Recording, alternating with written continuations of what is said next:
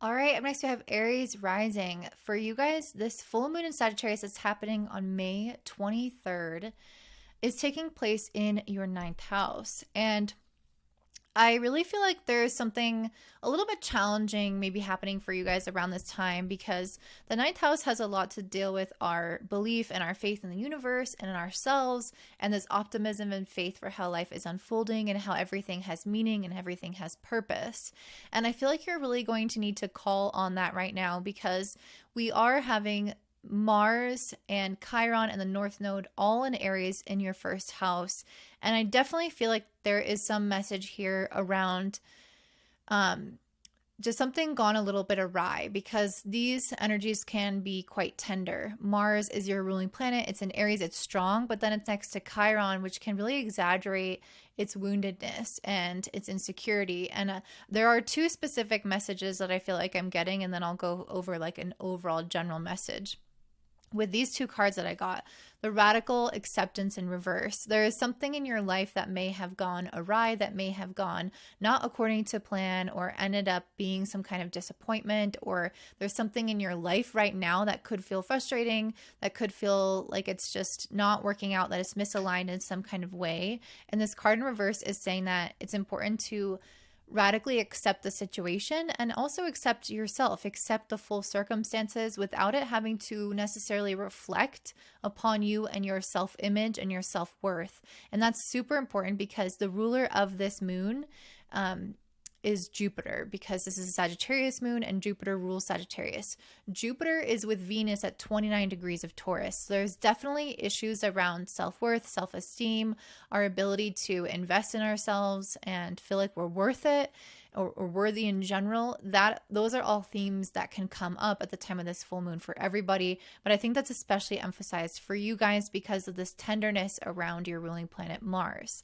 So again, if there's something in your life that just didn't go well, please don't extend that to make it mean something is wrong with you or that you're not good enough or whatever. I think it's important to just see that almost like in a vacuum. This thing didn't go well. It's disappointing. What can I learn from this? But not extrapolate all these extra ideas about what this means about you as a person. The other thing that could be coming up right now with this co-creation card is that's in reverse is you could have manifested something into your life that you're actually now realizing you're not in alignment with. Maybe this looks like some kind of change that you wanted to make that you thought was the best decision. And now that you're in it, you're like, actually, this doesn't feel that good. This isn't that fun anymore. Maybe it's a relationship that you're in that you're having second thoughts about. Or maybe there's just a little bit more complexity to something else that you're trying to bring into your life. And there are unwanted aspects of what you're trying to manifest.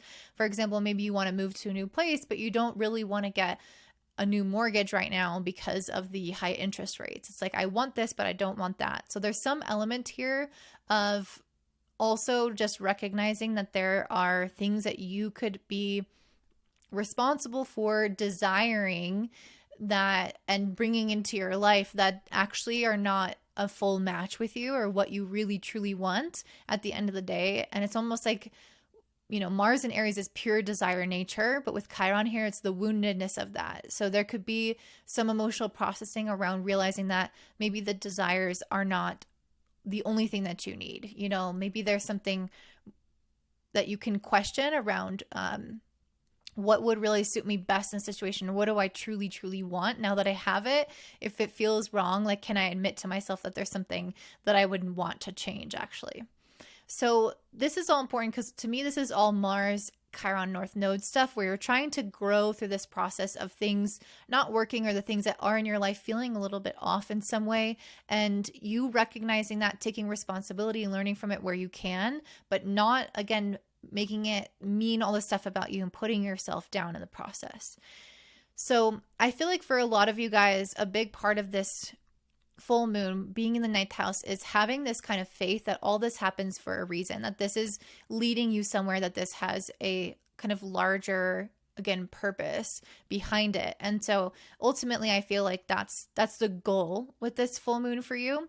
The ruler of this moon is Jupiter, like I mentioned, which is with Venus at 29 degrees of Taurus in your second house. So there is some strong themes here around you guys ultimately needing to have higher self-worth, but also how that translates into your material reality. So there could be something here around you wanting to manifest something physical. So more money, like I said, buying a house, or just anything that involves ownership over something. So it's like, I think that you guys are moving in that direction of what you really want. But again, you really have to make sure that the foundation is strong to begin with, that you have a strong sense of self-worth in order to actually manifest that. I also pulled the King of Wands and the Ace of Wands in reverse. So this feels like that untouchable energy where you are the King of Wands. You're the leader, you're the visionary, you're the entrepreneur, you're the person with the kind of fiery, passionate nature who knows what they want, knows where they're going.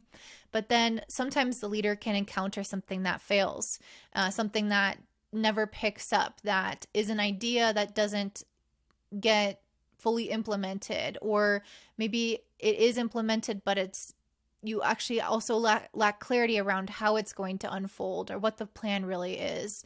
And you're just taking this haphazard kind of distracted action. Or maybe it fails and it uproots itself in the middle of its process. So there's something here around your journey where you are this fire energy naturally. You are the King of Wands naturally, but you're encountering a situation in your life around something, some project, some endeavor, some wish, a desire that isn't fulfilling itself for one reason or another. And so ask yourself how a leader would handle this. And I think this is really a great example because I just watched a YouTube video today, Ali Abdal, who's a productivity expert, and he was talking about a failure of something that he launched. It was a keyboard, and he's in the productivity industry, so he thought that would be a natural next progression. And he made a whole video about why it failed, you know, what other people's opinions were, what he's learning and doing differently as a result of this.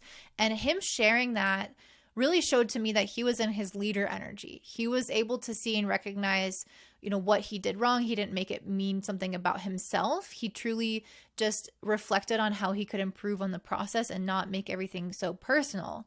And so I really feel like there's something here where it's almost like just allowing the failure or the thing that was dropped or whatever it was to teach you something about life that it was meant to teach you, and then use that to learn and grow and not kind of get bogged down from that energy. So that is what I'm seeing for you, Aries. Let me pull actually one more card for you.